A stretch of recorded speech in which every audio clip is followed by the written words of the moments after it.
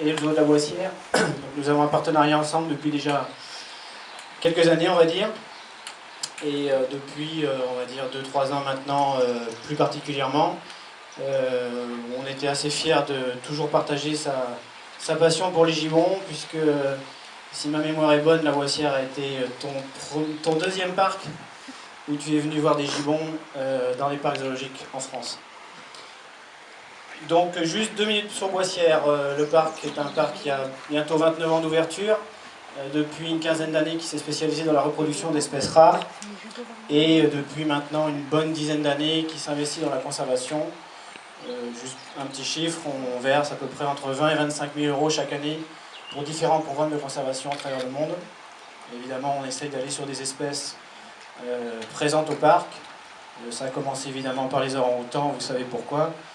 On a aussi un programme pour les gorilles au Cameroun, au Pérou pour les titis, donc les gibbons et cacahuètes. Et puis on participe chaque année normalement à toutes les différentes campagnes et hasards. Et cette année, comme l'an dernier, puisque c'est une campagne de 2 ans, c'est l'Asie du Sud-Est qui est à l'honneur. Quoi dire d'autre?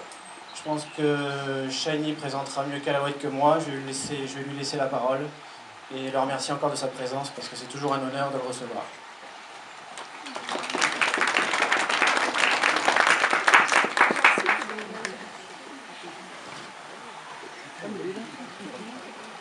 Merci. Merci beaucoup. C'est un plaisir pour moi d'être ici. Merci à tous d'être venus. Si je bécaye un peu, c'est pas grave, simplement que j'ai froid. Donc je vais essayer quand même d'être compréhensible. Donc je vais vous parler de mes amis gibbons aujourd'hui. Je vais vous parler de Cacahuète. Je vais vous parler d'un petit peu de son histoire pour que vous compreniez, pour les gens qui connaissent peut-être moins bien Cacahuète, comment j'en suis arrivé à vivre en Indonésie pour essayer d'aider les gibbons. En tout cas, ce qui est certain, c'est que tout a commencé avec des rêves de gamin. Moi, quand j'étais enfant, c'était tout pour les singes. J'ai été passionné par les singes. Pourquoi, je ne sais pas, mais c'était les singes, les singes, les singes, les singes. Donc du coup, à 9-10 ans, 10-11 ans, je collectionnais tous les bouquins sur les singes. Tout ce qui pouvait parler de singes, je l'ai acheté, c'était pour moi. Il y avait notamment des vieux articles de National Geographic où il y avait Diane Fossé à l'intérieur, je les ai procurés. C'était vraiment tous les singes et de manière très très très forte. Et puis parmi tous ces livres, il y en avait un qui se différenciait des autres. Tous les singes du monde, tous les singes tenaient dans un petit livre comme ça. Et ils étaient tous. Donc je passais du temps à observer, à regarder ce livre, les photos, l'auteur, Jean-Yves Collet, avait passé des années autour du monde pour faire ce bouquin. Et je me suis dit, il faut absolument que je contacte cet auteur pour lui poser des questions, etc. Donc j'envoie une lettre, 2 lettres, 3 lettres, 4 lettres. Toujours pas de réponse de monsieur Collet. Je renvoie encore des lettres, 5 lettres, 6 lettres, 7 lettres, et là, enfin, une réponse. Dans un premier temps, il s'excuse, il dit « Excuse-moi, je suis très occupé, j'ai pas pu te répondre plus tôt. Mais dis donc, t'as 11 ans, je suis surpris par ta démarche, faut qu'on se rencontre. » Et par la loi des hasards, il avait des grands-parents en Savoie, les miens aussi étaient en Savoie, et puis on se retrouve dans un petit village. Et puis je rencontre ce monsieur qui revenait de 4 ans autour du monde, filmer les grands singes, les singes, pour le film à l'époque qui s'appelait Le Peuple Singe. Et donc je le regardais avec de grands yeux très timide. Et puis sur ce bouquin, il me fait une petite dédicace à mon copain Aurélien, ce petit voyage au pays de nos amis communs les singes. J'espère de tout cœur que tu seras bientôt capable d'aller les voir sur le terrain. Bon courage et belle passion. Et là, aller sur le terrain, c'était aussi mon rêve. Les singes, certes, mais c'était surtout les singes dans leur milieu naturel. Alors il me fait, tu sais, tu as 11-12 ans, ce que tu peux faire pour avoir un premier contact avec les singes, c'est d'aller dans un zoo. Qu'est-ce que je pouvais faire d'autre? Donc, en rentrant dans le sud, je suis originaire du Var, je suis allé dans le zoo de ma région, puis je suis allé voir les singes. Et parmi tous ces singes, il y en avait un qui se différenciait des autres. Ça n'a pas été le coup de foudre, mais simplement il se différenciait parce qu'il était toujours tout seul, ou souvent tout seul, et il était surtout dans de mauvaises conditions. Donc je me suis dit, si je veux aider ces singes, il va falloir que je les comprenne, que je passe du temps à comprendre ce qui se passe dans leur petite tête, pour savoir qu'est-ce que je peux faire pour les aider. Et c'est comme ça que j'ai commencé à passer du temps dans les zoos. Ça c'est Washo, une femelle que j'ai rencontrée justement quand j'avais 12 ans, qui est toujours en vie, qui a 47 ans aujourd'hui, mais à l'heure actuelle. Et donc les gibbons. Passer 5 ans à les observer, tous les mercredis, alors que les copains allaient jouer au foot. Ben moi j'allais au zoo et je passais mon temps à observer les gibbons. Là c'est avec Digit, Minai, puis ensuite je suis allé dans d'autres parcs, ici. Et donc ça a été vraiment des années comme ça à essayer de percer les secrets des gibbons. Les gibbons sont monogames, fidèles, donc je me suis rendu compte des problèmes pour former des couples. Puis je me suis dit, voilà, tout ce savoir que j'ai acquis, une démarche très prétentieuse, il va falloir que je communique. Et donc j'ai écrit un petit livre, avec toutes les notes que j'avais prises, j'ai écrit un livre, je me suis dit, je vais photocopier, puis je vais envoyer à tous les parcs pour qu'ils sachent bien s'occuper des gibbons. Et avant de le photocopier et l'envoyer comme ça, j'ai quand même contacté un éditeur qui a été surpris par la démarche du gamin, à l'époque j'avais 16 ans, qui passe son temps encore une fois avec les gibbons, et qui a écrit un livre sur eux. Donc il décide de m'éditer, et c'est comme ça que je publie le premier bouquin, donc quelques années plus tard, nouvelle coupe de cheveux et un bouquin, Le gibbon à main blanche. Et donc ça c'était déjà la première pierre pour moi. Mon rêve c'était de vivre avec les singes, de les aider, et je sentais qu'avec ce livre c'était un premier pas. Mais mes vrais rêves concernaient quand même les singes, les gibbons, mais surtout là-bas, dans leur milieu naturel. Mais encore une fois, j'ai 16 ans. Qu'est-ce que je peux faire d'autre? Il va falloir patienter un petit peu. Et grâce à ce bouquin, il y a quelques journalistes qui s'intéressent. Ils se disent, tiens, c'est bizarre ce gamin qui passe son temps avec les singes. Des journalistes qui s'intéressent, les articles paraissent dans la presse. Et un de ces articles tombe dans les mains d'une dame qui est devenue une petite fée pour Calouette. C'est la comédienne Muriel Robin, qui, en se levant le matin, ouvre un magazine. Dans le magazine, il y a un article sur cet ado qui passe son temps avec les gibbons. Et surtout dans l'article, je disais que mon rêve, c'était de partir en Asie, sauver les vrais gibbons, les sauvages. Et elle décide de contacter mon éditeur. Elle obtient mon numéro de téléphone, et à l'époque, je rentre du lycée. Le téléphone sonne. Muriel Robin, bien sûr. Elle me dit, non, c'est vraiment moi. J'ai lu un article sur toi, tu veux partir en Asie sauver les gibbons. Eh bien, tu pars. Et je serai toujours là. Et elle finance mon premier voyage. Je passe le bac, 2 jours plus tard, dans l'avion, pour, dans un premier temps, la Thaïlande. Alors là, des rêves, on passe à la réalité. Mon rêve, c'était quoi? C'était de vivre dans une petite cabane, dans la jungle, avec les gibbons autour de moi. Ça aurait été le pied. Puis je me suis rendu compte que la réalité sur place était tout autre. Donc dans un premier temps, en 97, j'arrive en Thaïlande. Je passe 3 mois en Thaïlande, je rencontre les gibbons à l'état sauvage, je suis heureux. Je passe 2 mois sur la frontière birmane, 1 mois sur la frontière du Cambodge. Mais je ne me sens pas à ma place parce que je n'ai pas encore compris ce que je peux réellement faire pour les gibbons. Je regarde des gibbons, je rencontre des gibbons dans des parcs nationaux plus ou moins bien surveillés, mais ça se passe en manière générale plutôt bien.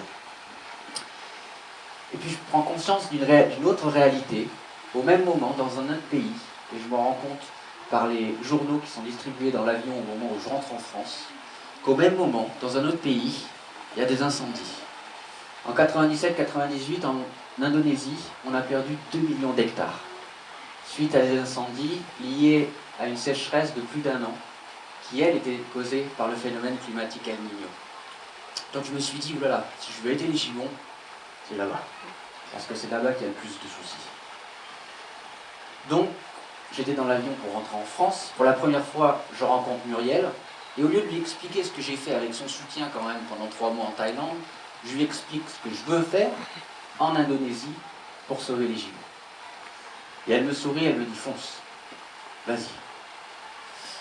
Mais certes, en Indonésie, il y avait cette problématique environnementale, il y a aussi une autre réalité. Après 32 ans de dictature, l'Indonésie a connu son printemps arabe à cette époque-là.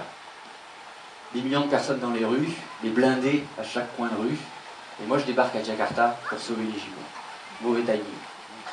L'ambassade de France rappelle que je serais plus le temps de repartir en France et de continuer les études au lieu de venir sauver les gibbons. Je prends la décision de partir immédiatement sur Bornéo, loin des agglomérations, loin des grandes villes, pour me faire une idée de la situation sur place, à propos des gibbons, et surtout loin des événements. Et puis je suis confronté à la réalité.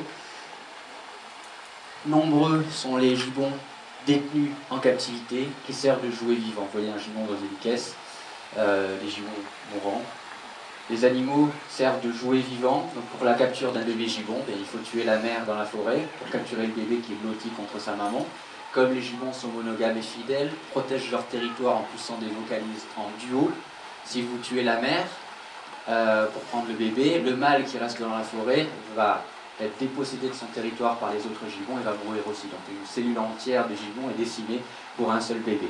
Et dans chaque village à Bornéo, et encore au jour d'aujourd'hui malheureusement, on estime encore à 6000 gibbons le nombre de gibbons détenus en captivité chez les gens. 6000 gibbons, vous multipliez par 4 ou par 5 pour connaître le nombre de gibbons qui ont été exterminés de la forêt. Donc ça c'est une réalité et rien n'est fait pour aider les gibbons. Pendant des années, et depuis longtemps, déjà à l'époque, il y avait des organisations pour les orang-outans. Il faut sauver les orang-outans, il ne faut pas m'attirer les foudres de Sébastien, mais tout le monde avait oublié les gibbons. Puis une autre réalité, la déforestation.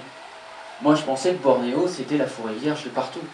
Sauf que le président Suharto, en 32 ans, il a donné 90% de la forêt à Bornéo aux concessions forestières. Donc ça ne veut pas dire qu'on a perdu 90% de la forêt, mais ça veut dire qu'on a perdu 90% de la forêt primaire, cette forêt intacte et qui n'a jamais été touchée par l'homme. Les compagnies ont fait des abattages sélectifs, ont pris les essences riches, chères, et donc la forêt, il y a des pistes, il y a des traces humaines de partout. En tout cas, dans les plaines, ce qui est marqué de vert sur la carte. Et puis au-dessus des années 2000, donc là, je vais me diriger vers une présentation de ce qui se passe réellement maintenant sur place, 15 ans plus tard. Donc dans la chronologie, après les années 2000, une autre problématique, encore bien plus grave. Après les années 2000, on a une fièvre de l'huile de palme qui s'est emparée de l'Indonésie. Donc toute cette forêt, qui avait déjà été un petit peu morcelée par les compagnies forestières, est convertie en plantation. Des centaines de milliers d'hectares où il ne reste plus un seul arbre. Ça, c'est la réalité. Il fallait l'avaler, cette réalité, parce que ce n'est pas du tout ce qui correspondait à mes rêves de gamin. Quand même, comme je vous l'ai dit, comme les compagnies forestières, les compagnies d'huile de palme s'installent dans les plaines. Donc on a toujours une forêt au cœur de Bornéo, qui représente justement à peu près 10% de la forêt à Bornéo, qui est une forêt encore de très bonne qualité, une forêt primaire, parce qu'elle se trouve sur du relief. Difficile d'accès pour les compagnies forestières à l'époque. Et pour le moment, bon, il faudrait que l'INRA ne bosse pas trop sur de nouvelles semences de palmiers à huile, mais pour le moment, les palmiers à huile produisent peu en altitude. Donc du coup, cette forêt en altitude est pour le moment plutôt épargnée. Ça, une petite idée, la forêt à Bornéo, hier, aujourd'hui et demain, on voit très bien la déforestation et on se rend compte qu'en 2020, la forêt, la projection qu'on fait sur la forêt, ce sera une forêt qui restera justement sur le relief. Là où, encore une fois, le palmier, pour le moment, peut pousser, mais n'est pas vraiment rentable. Alors, des rêves confrontés à une réalité. Maintenant, qu'est-ce que je peux concrètement faire sur le terrain pour aider les amis gibbons? Une philosophie de départ qui est toujours la même au jour d'aujourd'hui, sauver ce qui peut l'être lorsqu'il est encore temps. C'est-à-dire quoi? Je suis sur le terrain, j'ai l'opportunité de sauver un gibbon, je le fais, je le récupère. Je ne me pose pas de suite la question de savoir est-ce que je vais pouvoir le relâcher, est-ce qu'il est sain, est-ce qu'il... Non. J'ai l'opportunité de sauver quelque chose, je le sauve. Ça marche pour la forêt, ça marche pour les gibbons, et c'est une philosophie. Foncez, on n'a plus le temps de réfléchir, on n'a plus le temps de dire on va envoyer un chercheur étudier la biodiversité de cette parcelle de forêt pour voir si ça vaut le coup. Non, on sait, il y a de la forêt, il y a de la biodiversité, sauvons, sauvons. Donc dans cette mission, il y a une chronologie qui est liée aussi à une démarche personnelle. La naissance de l'association juste avant de partir de France, parce qu'il faut aussi monter une association pour pouvoir récolter des fonds. Et puis ça a coïncidé en 98, l'obtention du bac, la majorité et hop, le départ de chez les parents. 99, premier accord avec le gouvernement indonésien pour la création du premier programme de conservation des gibbons en Indonésie. Après plus de 9 mois de négociations à Jakarta. 2004, la création d'un second centre à Sumatra, parce que exactement les mêmes problématiques à Sumatra, déforestation, animaux détenus en captivité et hauts fonctionnaires indonésiens qui, pour une forme de prestige, vont avoir un gibbon devant chez eux, dans une petite cage, parce que ça fait bien d'avoir un gibbon qui chante le matin devant chez soi. Et puis, une démarche personnelle, 2012, l'obtention personnellement de la nationalité indonésienne. Pourquoi c'est autant important pour moi? C'est que j'ai plus les fesses sur un fauteuil éjectable en ayant maintenant la nationalité indonésienne. Donc je peux avoir un autre ton aussi avec les autorités là-bas, parce qu'encore une fois, je me bats aussi un petit peu pour mon pays maintenant, puisque j'ai la nationalité indonésienne. Et puis en 2013 aussi, via l'IUCN, on arrive maintenant à s'investir pour la protection des gibbons en dehors de l'Indonésie. Donc ça, c'est un petit peu la chronologie. Mais sur place, concrètement, Calauet, c'est quoi? Donc 2 projets. Un sur Bornéo, un sur Sumatra. À Java, on a aussi des gibbons. Il y a une organisation australienne qui s'en occupe, la Silver Gibbon Project. Et on travaille aussi en collaboration pour venir en aide à ces gibbons. Sur ces centres, on va travailler au premier aspect du projet. Sauver les gibbons, non, c'est pas la réalité. C'est sauver des gibbons. Et il m'a fallu presque 15 ans pour aussi que cette pilule elle passe. Parce que quand je suis arrivé, je voulais sauver les gibbons. Grâce à Calauet, c'était certain, les gibbons n'allaient jamais disparaître. C'est pas vrai. C'est pas vrai, Calauet tout seul va pas pouvoir sauver les gibbons. Par contre, ce qu'on peut faire, c'est sauver des gibbons. Chacun des gibbons qui croisent notre chemin. Et ça, c'est être réaliste. Et c'est déjà pas mal de sauver 1, 2, 3 gibbons. Et il faut le faire. Mais c'est la réalité, parce qu'il ne faut surtout pas que les gens pensent que « Oh, mais ça va les gibbons, il y a des associations qui s'occupent d'eux. » Non, non, non. Non, non, encore une fois, on sauve des gibbons, pas les gibbons. Alors, quand je suis arrivé à Bornéo, rien que pour construire les centres, pour s'occuper de ces gibbons, il a fallu des terrains. Pas d'argent pour acheter des terrains. Donc dans un premier temps, je me suis installé dans un parc national. Je me suis dit, parc national, forcément je ne serais pas embêté. Les arbres sont protégés, c'est un parc national. Sauf que dans un contexte indonésien, ça ne se passe pas comme ça. Et quand les bûcherons travaillent dans un parc national, et que je vais les voir, et que je leur dis, vous savez, c'est un parc national, vous ne pouvez pas couper ici. On regarde et on fait, t'es qui toi? Tu travailles pour le département des forêts?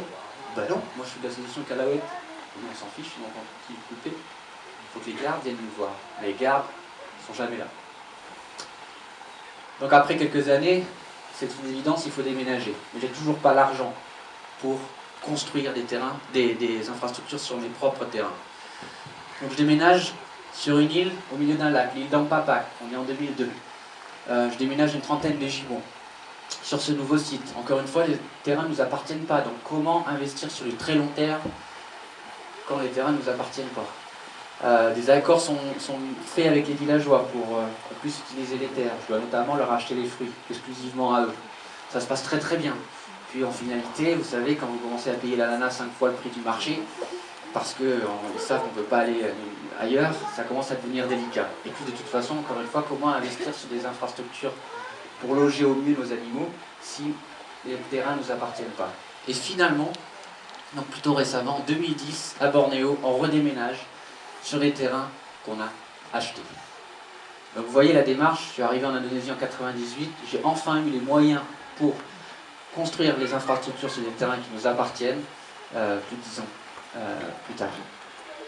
Et là, gros déménagement, parce qu'il faut déménager pas 30 gibbons, mais 130 gibbons.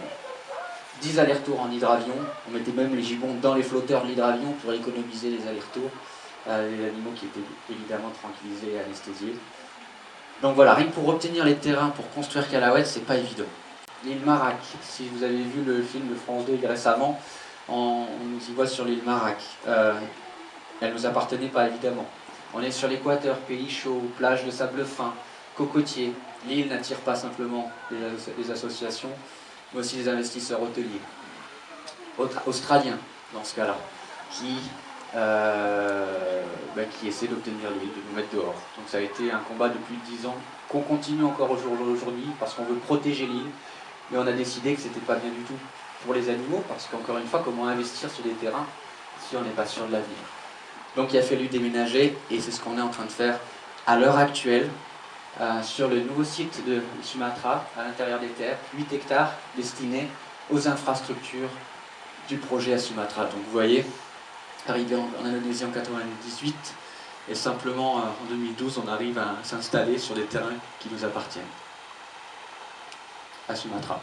Sur ces terrains, on y trouve quoi? Des grandes volières, où on a les gibbons en couple, isolés les uns des autres par la végétation, pour les animaux qui sont en cellule familiale. Donc des volières hautes de 6 mètres, longues de 12 mètres, en forme de losange. Bon, on a des équipes qui s'occupent des animaux, au nettoyage, au nourrissage, des cages de quarantaine, nouvelles cages de quarantaine, toujours en construction parce qu'on travaille en flux tendu, on a toujours des animaux qui arrivent.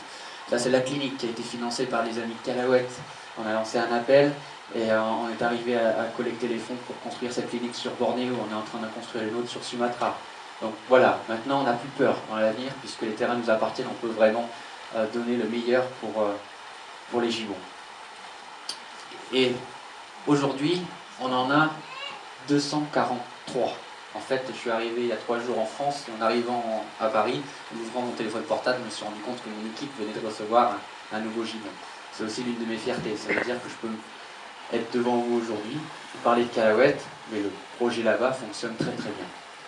Donc 243 gibbons, 5 espèces de gibbons, dont le gibbon de Klaus, une espèce endémique de l'ouest de Sumatra, sur les petites îles de Mentawai. On n'est absolument pas en captivité, et on a bon espoir de pouvoir les relâcher dans la nature, parce que l'habitat est encore bon là-bas, contrairement aux autres parties d'Indonésie où on a un problème d'huile de palme. Dans ces petites îles de Mentawai, on a un problème de tourne de brousse, donc du coup les gibbons ont été chassés, mais il y a toujours l'habitat. Donc du coup on peut facilement remettre des gibbons à l'intérieur, donc ça c'est un espoir. Pour le gibbon de Klaus, des siamans, gibbon de Muller, Albibardis, qu'on trouve à Bornéo. Alors, une équipe, évidemment, comme je vous l'ai dit, je peux me permettre d'être ici, vous présenter Calahuète, parce que justement, il y a une équipe sur le terrain, des soigneurs, des vétérinaires, etc. Et puis des gens qui me suivent depuis le début. En haut à droite, c'est Nanto, qui est avec moi depuis le début de Calahuète, qui gère maintenant le projet, qui est plus que mon bras droit. C'est quelqu'un qui sait tout faire, qui est toujours là avec la bonne solution pour venir en aide aux animaux et trouver des solutions à tout, parce que c'est beaucoup de système D, vous savez, quand vous êtes au milieu de Bornéo. Et voilà, il sait tout faire. Moi j'aime souvent dire que vous, en Europe, vous avez des couteaux suisses, moi j'ai Nanto, qui m'aide justement à résoudre plein de soucis. Puis voilà, 5 tonnes de fruits par semaine, c'est ce dont on a besoin. Mais sauver que les gibbons, ça veut dire envoyer le message aux populations locales que seuls les gibbons sont importants. Il faut sauver les gibbons, point barre. C'est pas du tout le message que Calahuète souhaite diffuser autour de ses activités. J'en ai beaucoup souffert quand je suis arrivé en Indonésie parce que les gens me regardaient et me disaient « Mais pourquoi tu t'intéresses aux gibbons? Les gibbons, c'est pas important. C'est les orang-outans qui sont importants. » Parce qu'il n'y avait eu que des organisations qui s'occupaient des orang-outans. Donc c'est important de dire les orang-outans c'est important, les gibbons c'est important, et puis tout le reste c'est aussi important. Donc si demain quelqu'un nous apporte un macaque, on se doit de le récupérer et de trouver une solution pour ce macaque, ou ce putain, ou ce lori.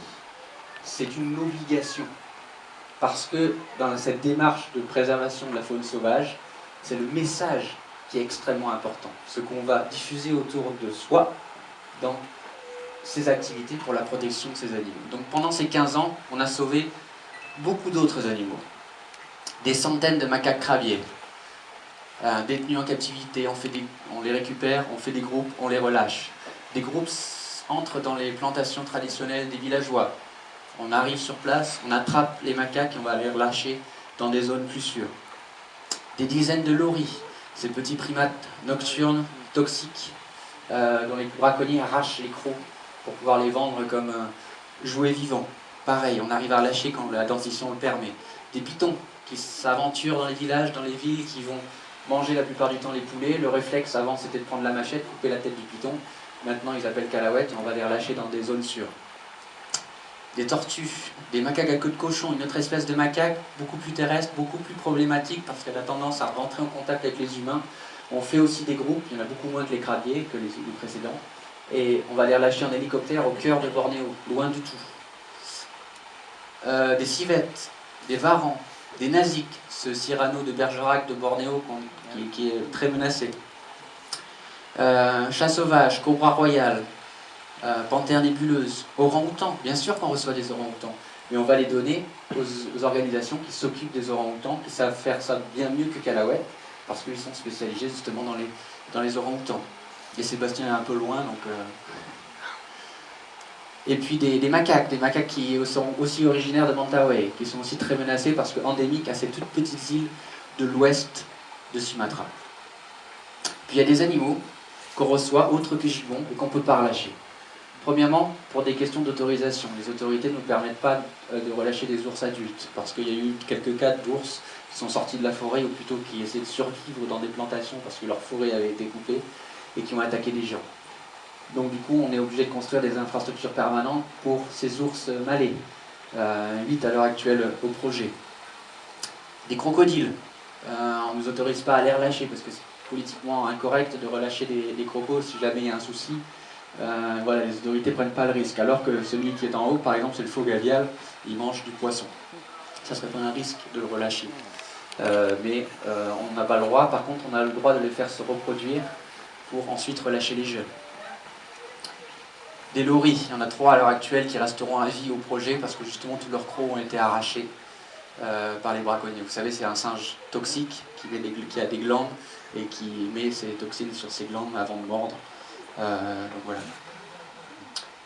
Vous savez, souvent une des critiques, c'est de dire « Oui, mais dis donc, tout cet argent que tu dépenses pour ces animaux qui, pour beaucoup, ne pourront pas être relâchés dans la nature, on pourrait l'utiliser pour protéger la forêt, on pourrait l'utiliser pour faire de la conservation. Parce que ce que tu fais, c'est pas de la conservation. » Je vais vous montrer que grâce à ces animaux, moi c'est l'inverse. J'ai aujourd'hui les moyens de protéger la forêt. Parce que quand on fait venir des journalistes, par exemple, c'est eux qui vont faire en sorte qu'on va parler du projet, qu'on va avoir les moyens d'agir concrètement sur le terrain. Ils veulent voir des témoins. Ils veulent voir, et c'est ces gibbons qui vont parler, simplement en étant là, de ce qui se passe, de la déforestation en elle-même. Et puis une philosophie, lorsqu'on fait de l'humanitaire, on doit se soucier de la condition de l'homme, de chaque individu, c'est normal. On va aider des populations, on va s'assurer du bien-être de chaque personne. Ben, ça devrait être exactement la même chose, de mon point de vue en tout cas, dans la conservation. Sauver les gibbons dans la forêt, c'est aussi important que de s'assurer du bien-être de ceux qui sont en captivité. De s'assurer du bien-être ou de la survie de chaque individu. Parce que les populations sont faites d'individus. Et ça, c'est vraiment Calaouet. De la conservation, mais aussi du bien-être animal. Pour ces animaux qui, pour certains d'entre eux, parce que positifs à des maladies humaines, par exemple, ne pourront jamais être relâchés dans la nature. Deuxième volet du projet, comme je vous l'ai dit, maintenant, on s'investit dans le sauvetage, dans la protection de la forêt. Et on ne va pas sauver la forêt, encore une fois, mais de la forêt. Parce que ça serait vous mentir de dire que Calaouet va sauver la forêt en Indonésie. Ce qu'on peut faire, c'est, si on a l'opportunité de sauver 10 hectares, 5 hectares, et bien on la saisit et on protège, on achète, on sauve 5 ou 10 hectares. Pas assez grand, trop petit pour certaines espèces. On ne se pose pas la question dans un premier temps, on sauve si on a l'opportunité de sauver de la forêt. Le petit rappel, c'est que là où il y a des plaines à Bornéo, il y a une très grande menace liée à l'huile de palme. Là où il y a du relief, on a une forêt plutôt épargnée pour le moment. Donc la priorité, c'est d'essayer de sauver la forêt dans les plaines. Calaouet a créé en 2005 la première réserve à Ampapac. C'est là où on avait les gibbons à un moment donné, on a déménagé, mais on en avait profité pour créer une réserve avec les villageois et officialisée par le gouvernement. C'est 700 hectares. Cerné, il reste autour de ça, la végétation est maintenant abîmée. Il y a des orang-outans à l'intérieur, il y a des gibbons. Certains d'entre eux ont été relâchés par Calaouet. Que 700 hectares, vous me direz. Oui, mais c'est déjà ça. Deuxième réserve, à Bornéo, en 2010, la réserve Pararawen, près de 6000 hectares. Une réserve d'État créée en 1979 par les autorités, jamais protégée. La réserve est cernée par des compagnies d'huile de palme, de charbon et compagnies forestières. Donc il faut s'assurer que cet îlot, qui est quand même conséquent, 6000 hectares, soit pas fragilisé par les activités humaines aux alentours. Depuis la création de Calaouet à Pararawen, on a mis en place une logistique avec les autorités pour essayer de s'investir dans la protection de ces zones. Quand je vous présente ces zones, ça ne veut pas dire on a gagné, c'est protégé, voilà, c'est sûr. Non, non. On s'investit dans ces zones, il y a toujours une pression. On essaie de faire en sorte de sauver la forêt dans ces zones, mais dans un contexte indonésien jamais rien n'est sûr. On doit au jour le jour continuer à faire en sorte d'essayer de protéger ces zones. À Sumatra, là c'est un petit peu particulier parce que ce qui est très rare en Indonésie, on a pu acheter de la forêt. Grâce à de nombreux donateurs, dont le Zoo de la Boissière, qui a acheté plusieurs hectares de forêt, on est arrivé à acheter 99 hectares de forêt primaire, avec des siamangs, des gibbons à l'intérieur, des tigres, des tapirs. Et que 99 hectares, oui, mais encore une fois, c'est déjà mieux que rien. Et cette année, on va normalement, si on reçoit le soutien nécessaire, acheter encore une trentaine d'hectares, collés à ce qu'on a déjà acheté. Voilà, là il y a un peu les soutiens de cette démarche. Puis ensuite, il y a une autre zone à Sumatra de 15 000 hectares. En fait, elle fait 25 000, mais concrètement sur le terrain, on pourrait protéger 15 000 hectares liés au relief et à la grandeur du site. Pour le moment, rien ne s'y passe. C'est-à-dire que j'ai eu à un moment donné l'opportunité de signer un papier avec le gouverneur de la province pour obtenir cette concession. Concrètement, Callawet n'a pas les moyens de protéger une zone aussi grande pour le moment. On n'a pas les reins assez solides financièrement. Mais comme j'ai eu à un moment donné l'opportunité de signer ce papier, au lieu que la concession parte à une plantation de palmes ou forestière, on a sauté à pieds joints sur l'occasion et on a signé le papier. Mais j'espère, à l'avenir, avoir les moyens suffisants pour s'assurer qu'il n'y a pas de braconnage, par exemple, à l'intérieur, etc. Ce qui n'est pas le cas pour le moment. À l'intérieur de chacune de ces réserves, il y a donc du braconnage. Ce que vous voyez là, c'est une boulette de ficelle faite avec une vingtaine de pièges, des collets qui sont mis dans la forêt pour attraper les animaux. Donc il faut faire des patrouilles pour s'assurer que dans ces réserves, il n'y a pas de braconnage. S'assurer qu'il n'y a pas de coupes illégales. Le bûcheron qui avait l'habitude de couper des arbres, si tout autour c'est devenu des palmiers, s'il veut couper des arbres, il va rentrer dans les zones protégées. Donc s'assurer qu'il n'y a pas de coupes illégales. Et puis s'assurer que les compagnies qui sont aux limites de la réserve, des réserves, restent bien de leur côté. Donc dans un premier temps, on a des moyens humains. Peu. Pour patrouiller. C'est extrêmement dur de motiver des gars pour crapahuter dans la forêt tous les jours, sur du long terme. Pour au final, quand on va tous les jours en forêt pendant un mois, on va quoi trouver 1 à 2 fois des soucis dans la forêt. Donc c'est dur que ça soit motivant, parce que les résultats sont peu nombreux comparés au temps passé dans la forêt. Donc il a fallu essayer de penser à une solution. Comment être efficace avec peu de moyens humains. Alors on s'est dit, on va s'élever en utilisant un paramoteur. Alors, je sais qu'en Inde et dans certains autres endroits, des ONG commencent à utiliser des drones pour justement surveiller la forêt ou surveiller des rhinocéros, notamment en Inde. On y a pensé, d'abord ça a un coût, et puis ensuite surtout, vous savez, quand vous avez un drone bourré d'électronique qui tombe en panne à Bornéo, voilà, vous êtes un petit peu embêté. Même Nanto, je pense, ne saurait pas le réparer. C'est pour vous dire. Alors que le paramoteur, c'est un moteur de tondeuse à gazon, quasiment, de 2 temps, donc vous pouvez le réparer un petit peu partout. Donc on commence des patrouilles aériennes avec le paramoteur, c'est-à-dire survoler les zones, faire des photos, dès qu'il y a des activités illégales dans les réserves, on met en ligne les clichés. Donc tout ça commence. On met en ligne les clichés pour que les autorités sachent qu'il y a une vraie pression, les journalistes sont au courant, tout le monde est au courant, donc il faut réagir. Je ne suis pas policier, même si on a la gestion de ces réserves, à un moment donné, il faut que la police intervienne. Donc là, c'est une photo de la réserve Pararawen vue de paramoteur. Là, c'est la piste qui passe à côté de Pararawen vue de paramoteur. Ces pistes, on n'y a pas accès normalement. Vous savez, les compagnies mettent des barrières, des gardes, armés la plupart du temps, et vous ne pouvez pas savoir ce qui s'y passe à l'intérieur. Mais ils ne contrôlent pas leur espace aérien. Donc on peut gentiment voler au-dessus, puis voir si par exemple il y a une petite piste qui rentre à l'intérieur de la réserve, et qui leur permettrait d'extraire du bois. Tout simplement en paramoteur, gentiment, assis, en prenant l'air. Ça se passe très très bien, on peut facilement lâcher les mains, prendre des photos, etc. D'autres exemples, là c'est aussi une piste de la compagnie. Ici c'est une plantation illégale à l'intérieur de la réserve. Alors vous me direz, il n'y a pas besoin d'un paramoteur pour voir une plantation aussi grande au milieu de la réserve. Sauf qu'à pied, c'est quasiment une journée de marche. En paramoteur, ça m'a pris 15-20 minutes. Pour arriver sur le site, j'ai fait des photos, pris le point GPS et montré ça aux autorités. Elles ont dit, ah oui, effectivement, c'est à l'intérieur de la réserve. Donc c'est une efficacité redoutable. Et ici, ce sont des canaux qui rentraient jusque dans la réserve d'Ampapak, qui servent à extraire le bois. Le bois est mis dans l'eau et est tiré à l'extérieur de la réserve. C'est aussi le paramoteur qui nous a permis de détecter ça. Et ici, sur ces deux dernières photos, vous voyez deux trous dans la forêt. C'est un seul arbre qui a été coupé. Et en paramoteur, vous pouvez encore une fois très facilement détecter qu'il y a un souci.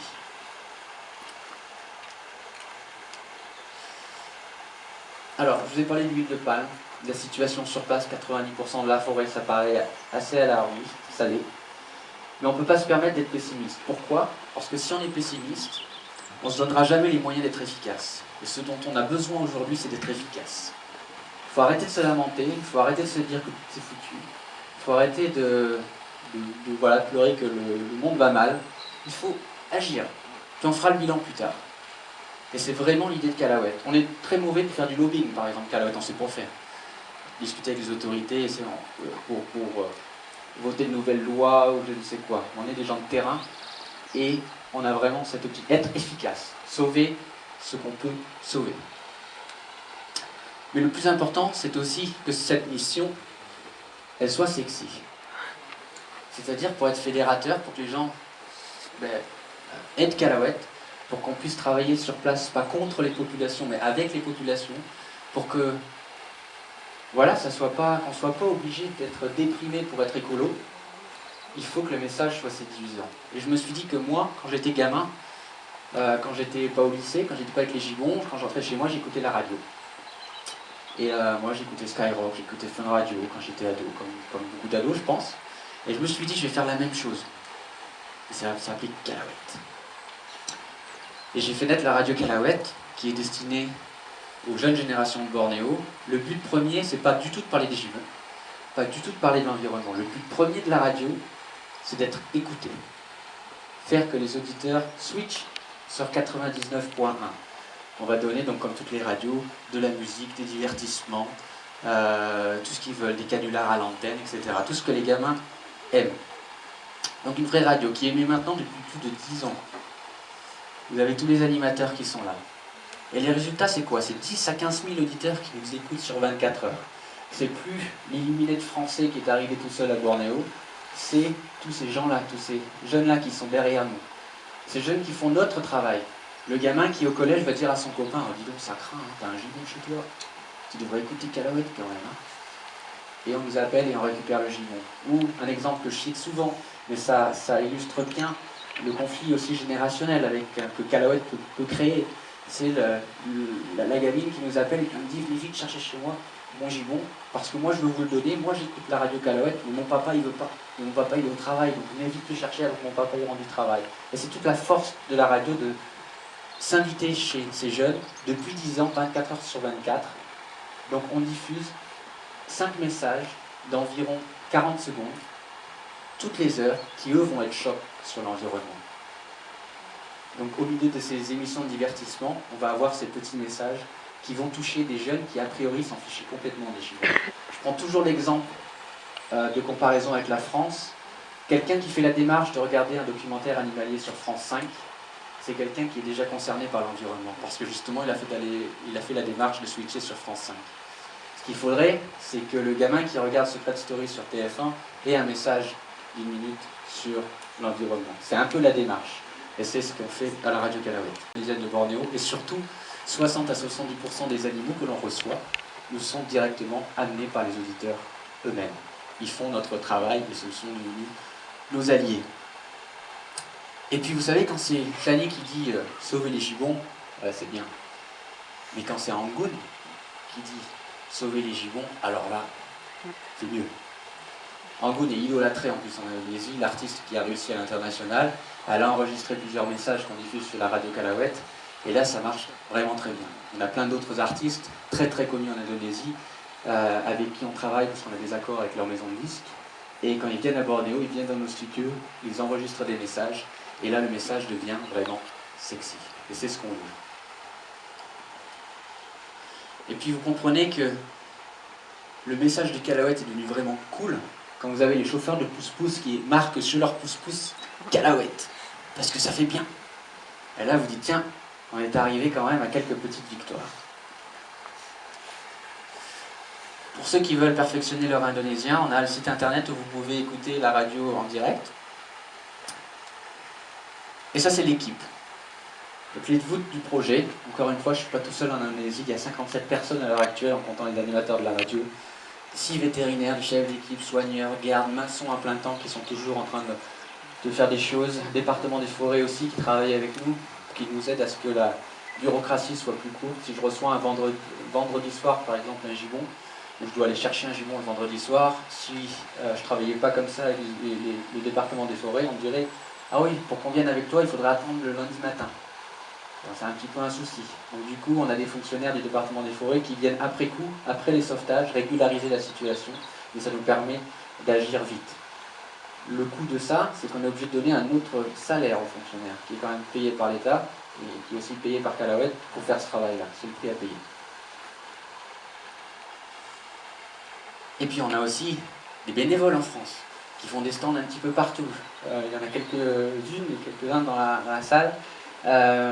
Parce qu'il faut diffuser le message. On a besoin de 450 000 € par an pour faire vivre tout ce que je vous ai présenté. Il faut les trouver. On n'a jamais plus de 2 à 3 mois devant nous. Donc on est toujours en flux tendu, toujours dans un stress de savoir si on va avoir assez de sous, etc. Donc c'est pas évident. Et tous les amis de Callawet qui font ces stands nous aident énormément en diffusant le message. Et l'essentiel de tout ça, de cette présentation, c'est quoi? C'est le nombre de gibbons sauvés, c'est le nombre d'hectares de forêts protégées. En fin de compte, peut-être pas. L'essentiel, peut-être que c'est la démarche. Peut-être qu'en écologie, c'est justement la démarche qui sublime les résultats. C'est le message qu'on va diffuser autour de soi quand on fait ce genre d'action.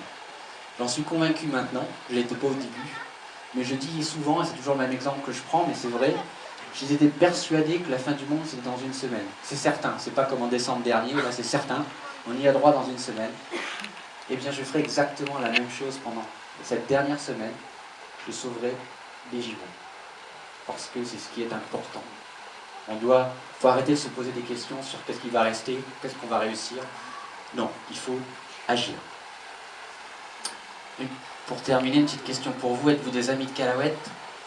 Les amis de Callawet, c'est les gens qui vont donner 5 € par mois à l'association pour sécuriser tout ce que je vous ai présenté. À l'heure actuelle, on est à 643 ou 644, je crois, sur le site.